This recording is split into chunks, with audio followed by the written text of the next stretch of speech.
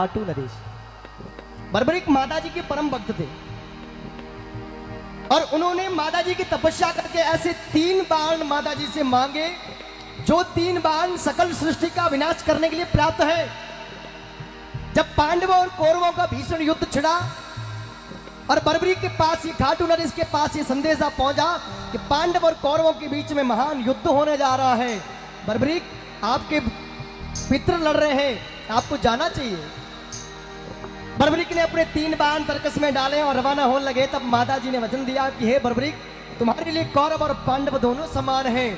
तुम युद्ध भूमि में जाओ तो एक वचन देकर जाओ कि तुम वहां पर हारे का सहारा बनोगे। जो पक्ष हार रहा होगा उस पक्ष से तुम लड़ोगे। बर्बरीक ने माता जी को वचन दिया, कहा बिल्कुल, जो हार रहा होगा उनकी ओर से मैं युद्ध भूमि में जाऊंगा। बर्बरीक वहां से निकले, भगवान कृष्ण तक ये बात पहुंची कि बर्बरीक ने माता जी को वचन दिया है जो पक्ष हारेगा उस पक्ष में खड़ा होकर तीर चलाऊंगा। और उनको पता था कि बर्बरीक के एक तीर में ही पूरे पांडवों और कौरवों का विनाश करने की शक्ति है। भगवान कृष्ण एक ब्राह्मण वेश कर, एक साधु वेश कर और एक वृक्ष नीचे जा और बैठ गया।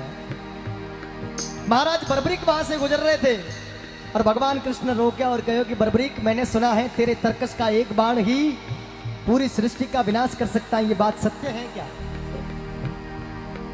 बर्बरीक ने कहा बिल्कुल सत्य बात है भगवान।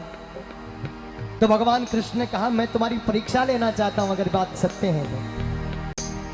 भगवान कृष्ण ने कहा कि मैं जिस वृक्ष के नीचे बैठा हूं, इस वृक्ष के अगर सारे पत्ते तू एक बाण से छेद दे तो मैं इस बात को मानूं। और बर्बरीक ने तीर निकाला और सीधा उस पेड़ पर दे मारा। सारे पत्ते छिद गए, सारे पत्ते छिद गए और वो तीर आकर भगवान के पैर के पास रुका और कहा भगवान अपना पैर हटाओ। और जो ही कृष्ण ने पैर हटाया और पैर के नीचे एक पत्ता छुपा था, उस पत्ते को छेदता हुआ धरती के अंदर घुस गया। बोल 3 बाण धारी की। भगवान कृष्ण को पता चल गया ये बर्बरीक इस पांडव और कौरवों के बीच में भीषण महाभारत युद्ध का निर्णय बदल देगा एक बाण से।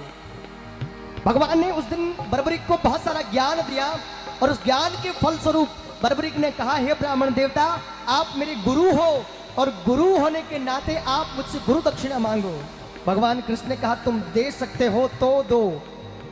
बर्बरीक ने कहा जो चाहिए वो मांग लो। तब भगवान कृष्ण ने शीश मांगते हुए कहा बर्बरीक तुम्हारा शीश काट कर मुझे दो।